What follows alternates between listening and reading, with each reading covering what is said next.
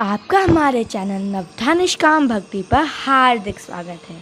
भगवान से जुड़ी कहानियाँ और बातें जानने के लिए हमारे चैनल को सब्सक्राइब करिए और हमारी वीडियो सबसे पहले देखने के लिए बेल आइकन भी दबाइए।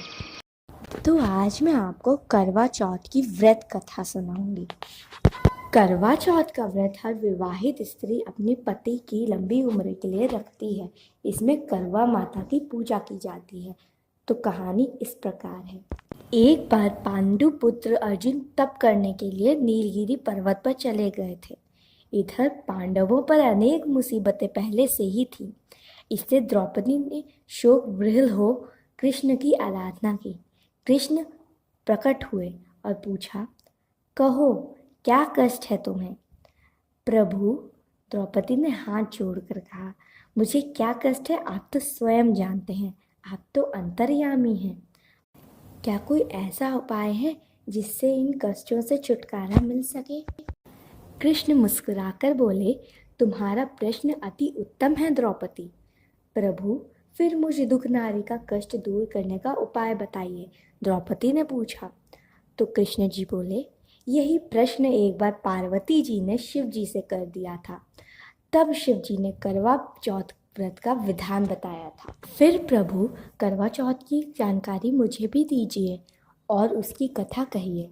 तब कृष्ण ने एक पल सोचने के बाद कहा था, दुख सुख जो सांसारिक माना जाता है, प्राणी उसमें सदा ही लिप्त रहता है। मैं तुम्हें अति उत्तम करवा चौथ व्रत कथा सुनाता हूँ, इसे ध्यान से सुनो।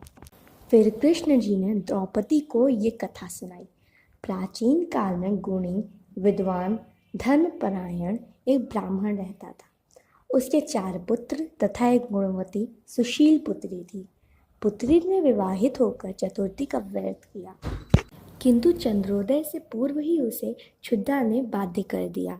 इससे उसके स्नेही दयालु भाइयों ने छल से पीपल की आड़ में कृत्रिम चंद्रमा बनाकर दिखा दिया।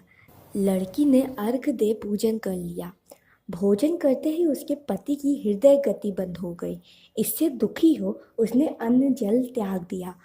उसी रात्रि में इंद्राणी भूवि चरण करने आई। ब्राह्मण पुत्री ने उससे अपने दुख का कारण पूछा।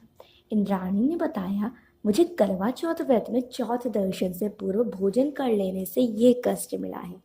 तब उस लड़की ने अंजलि बांधकर विनय की कि इससे मुक्त होने का कोई उपाय बताइए। इस पर इंद्राणी ने कहा, यदि तुम विधि पूर्वक अगली करवा चौथ का व्रत करो तो तुम्हारे पति पुनर्जीवित हो जाएंगे। कन्या ने ऐसा करने का वचन दिया तो उसका पति स्वस्थ हो गया। इस पर उस कन्या ने वर्ष भर प्रत्येक चतुर्थी का व्रत किया। श्री कृष्ण ने कहा, हे द्रौपदी, यदि तुम इस व्रत को करोगी तो तुम्हारे सभी संकट टल जाएंगे। इस प्रकार द्रौपदी ने व्रत किया और पांडव सभी क्षेत्र में विजयी हुए। इस प्रकार विवाहित स्त्रियों को यह व्रत विधि पूर्वक करना चाहिए।